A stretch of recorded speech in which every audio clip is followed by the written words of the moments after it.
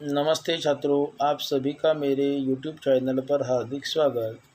हम हिंदी विषय में पाठ क्रमांक तीसरा नाखून क्यों बढ़ते हैं यह पाठ पढ़ रहे हैं। आज हम इस पाठ का अंतिम हिस्सा पढ़ने वाले हैं। सभी छात्र पाठ्यपुस्तक पेज क्रमांक 7 पर ध्यान दीजिए या फिर अपने मोबाइल स्क्रीन पर जो पाठ आपको दिख रहा है उस पर ध्यान दीजिए। ऐसा कोई दिन आ सकता है जब मनुष्य के नाखूनों का बढ़ना बंद हो जाएगा। प्राणीशास्त्रियों का ऐसा अनुमान है कि मनुष्य का अनावश्यक उसी प्रकार झड़ जाए जिस प्रकार उसकी पूंछ झड़ गई है। उस दिन मनुष्य की पशुता भी लुप्त हो जाएगी। शायद उस दिन वह मरणास्त्रों का प्रयोग भी बंद कर देगा। नाखून का बढ़ना मनुष्य के भीतर की पशुता की निशानी है और उसे नहीं बढ़ने देना मनुष्य की अपनी इच्छा है, अपना आदर्श है। मनुष्य में जो घृणा है, जो अनायास बिना सिखाए आ जाती है, वह पशुत्व का द्योतक है। अपने को संयत रखना, दूसरे के मनोभावों का आदर करना मनुष्य का स्वभाव है। बच्चे यह जाने तो अच्छा हो कि अभ्यास और तप से प्राप्त वस्तुएं मनुष्य की महिमा को सूचित करती है। मनुष्य की चरितार्थ का प्रेम में है, मैत्री में है, त्याग में है, अपने को सबके मंगल के लिए निश्चेष भाव से दे देने में है। नाखूनों का बढ़ना मनुष्य की उस अंध सहजात वृत्ति का परिणाम है जो उसके जीवन में सफलता ले आना चाहती है। उसको काट देना उस स्वनिर्धारित आत्मबंधन का फल है जो उसे चरितार्थता की ओर ले जाती है। नाखून बढ़ते हैं तो बढ़े, मनुष्य उन्हें बढ़ने नहीं देगा।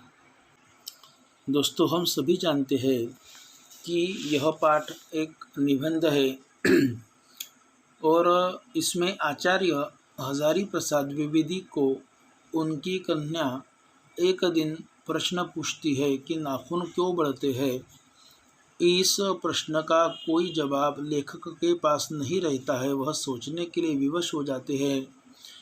अतः उन्होंने निष्कर्ष निकाला कि आदि मानव को अपनी रक्षा के लिए बड़े नाखूनों की आवश्यकता थी, क्योंकि जब वह जंगलों में रहता था, अर्थात नाखून पशुता और बुराई के प्रतीक है। आज मानव सभ्यता ने बहुत विकास किया है और इसलिए हम नाखूनों को काटते हैं और उसी प्रकार हमें बुरी आदतों और बुरे भाव का भी त्याग कर देना चाहिए, ऐसा लेखक हमें इस पाठ के माध्यम से समझाना चाहते हैं। और देखो दोस्तों, मैंने आपको इसके पहले वीडियो में आदि मानव के रहन सहन के विषय पर भी जानकारी दी है। मैंने आपको बताया है कि आदि मानव जो था उस समय उसे नाखून हथियारों के रूप में इस्तेमाल करना जरूरी था। आदि मानव जब जंगल में रहता था, वे भोजन और आश्रय की तलाश में झुंड बनाकर एक स्थान से दूसरे स्थान पर घूमते रहते थे। उन दिनों का जीवन सचमुच बहुत कठिन था। लोग पेड़ों के फल फूल या जंगली पौधों पर ही जीवन निर्वाह करते थे और यदि कोई जानवर मिल जाता तो उसका शिकार कर लेते थे।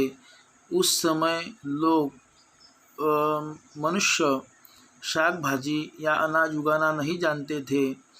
जब एक स्थान पर मिलने वाली वस्तुओं का खाकर खत्म हो जाता था तो वह एक स्थान से दूसरे स्थान पर चले जाते थे।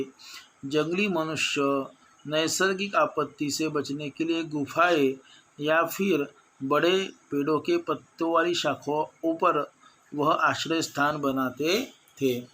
आज हम इस पाठ का अंतिम भाग समझने वाले हैं।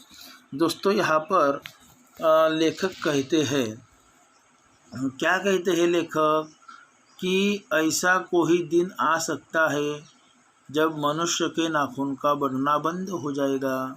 प्राणी शास्त्रों का ऐसा अनुमान है कि मनुष्य का अनावश्यक अंग उसी प्रकार झड़ जाएगा जिस प्रकार उसकी पूंछ झड़ गई। मतलब देखो, लेखक कहते हैं कि शायद ऐसा भी कोई दिन आ सकता है क्या कि मनुष्य के जो नाखून है वह बढ़ने बंद हो जाएंगे, अपने आप बढ़ने बंद हो जाएंगे, फिर उसे काटने की ज़रूरत नहीं पड़ेगी।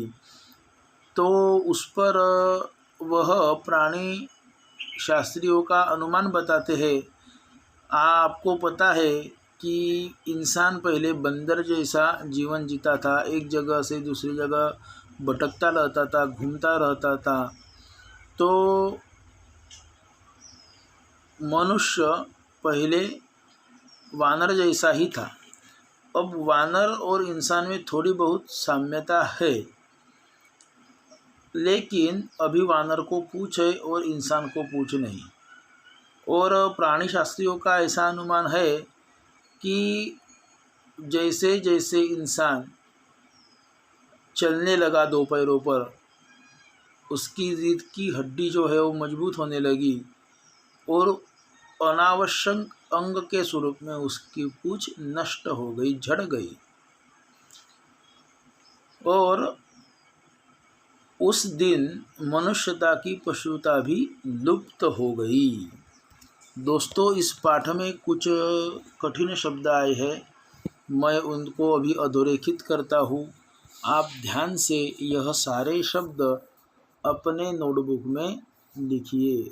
लुप्त, लुप्त हो गई मतलब गायब हो गई। लुप्त होना मतलब गायब होना। तो मनुष्य की पूंछ उसे अनावश्यक अंग के स्वरूप में थी, तो वह झड़ गई, लुप्त हो गई। शायद उस दिन वह मरणास्त्रों का प्रयोग भी बंद कर देगा। कब? जब मनुष्य के बीच में जो पशुता है वह लुप्त जिस दिन हो जाएंगी, उस दिन वह मरणास्त्रों का प्रयोग बंद कर देगा। मरणास्त्र मतलब घातक हथियार। मरणास्त्रों का प्रयोग इंसान कब बंद करेगा? जब उसके अंदर की पशुता भी लुप्त हो जाएगी। और नाखून का बढ़ना मनुष्य के भीतर की पशुता की निशानी है और उसे बढ़ने देना मनुष्य की अपनी इच्छा है, अपना आदर्श है। मनुष्य में जो घृणा है, जो अनायास बिना सिखाए आ जाती है, मतलब मनुष्य के अंदर घृणा रहती है। हम देखते हैं समाज में बहुत सारे इंसान दूसरों से घृणा करते हैं, नफरत करते हैं। घृणा इस शब्द का अर्थ है नफरत। तो मनुष्य में जो घृणा है वह अनायास मतलब सहजता से आ जाती है। और वह जो मनुष्य में घृणा है दूसरे इंसान के प्रति, दूसरे सजीव मात्राओं के प्रति, वह पशुत्व का द्योतक होती है।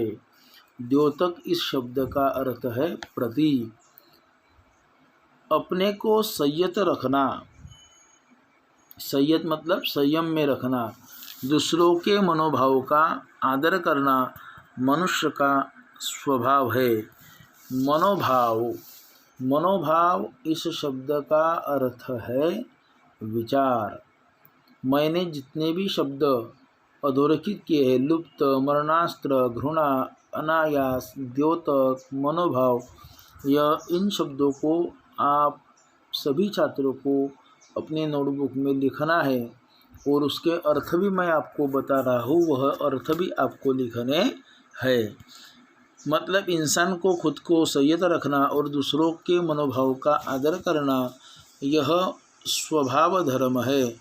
बच्चों को यह जानना चाहिए कि इंसान अभ्यास और तप से मतलब अथक परिश्रम से जो वस्तुएं प्राप्त करता है वह मनुष्य की महिमा को सूचित करती है। मनुष्य की चरितार्थता। चरितार्थता मतलब सार्थकता। दोस्तों ध्यान दीजिए, चरितार्थता इस शब्द का अर्थ है सार्थकता।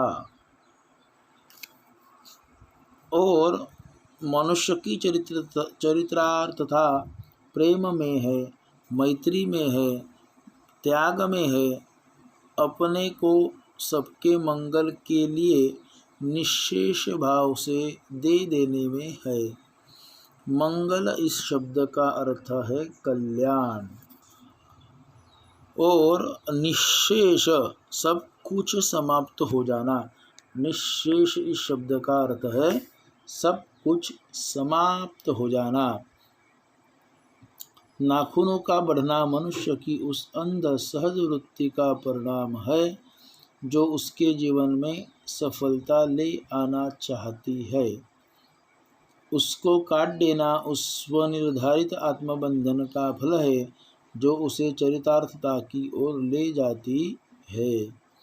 नाखून कितने भी बड़े, इंसान उन्हें बढ़ने नहीं देगा, ऐसे यहाँ पर लेखक हमें बताते हैं। दोस्तों इंसान है तो उसमें सद्गुण जरूर होने चाहिए, और दुर्गुण जो है वो तो पशुता में रहते हैं या पशु में दुर्गुण रहते हैं। सद्गुण और दुर्गुणों में क्या अंतर है?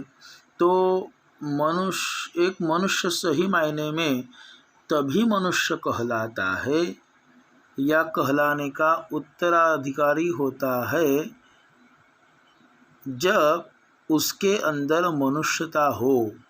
अगर उसके अंदर मनुष्यता नहीं है तो वह इंसान कहने के लायक नहीं रहता। जब उसके अंदर मनुष्यता रहती है, मतलब मनुष्यता तभी इंसान में आती है जब व्यक्ति सद्गुणों को ग्रहण करता है। एक सद्गुणी अपना तो भला करता ही है, परिवार और समाज का भी भला एक सद्गुणी व्यक्ति करता है।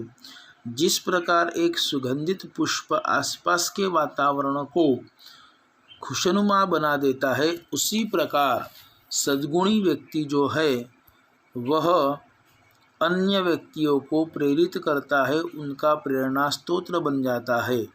दया, करुणा, प्रेम, अहिंसा, न्याय, सत्य, शुभेच्छा, परोपकार, संयम, भाईचारा आदि ऐसे ही सद्गुण है। दूसरी ओर क्रोध, घृणा, ईर्ष्या, स्वार्थ, अविश्वास, कठोरता, कृतघ्नता आदि ऐसे दुर्गुण है जिन्हें किसी भी सभ्य समाज में पसंद नहीं किया जाता। दुर्गुणी का कोई सच्चा मित्र नहीं होता। अगर कभी कोई साथ देता भी है तो केवल स्वार्थवश ही उसका साथ देता है। स्वार्थ सिद्ध होते ही वह दुर्गुणी का साथ छोड़ देता है। अपने दुर्गुणों के कारण दुर्गुणी अपना सर्वनाश कर बैठता है। तो दोस्तों आपको सद्गुण और दुर्गुणों में अंतर पता रहना चाहिए। हम सभी छात्रों को सद्गुणी बनना चाहिए और हमें समाज में रहते समय अन्य व्यक्तियों से जो भी अच्छा गुण मिले उसे ग्रहण करना चाहिए। यहाँ पर अपना यह पाठ पूर्ण होता है। धन्यवाद।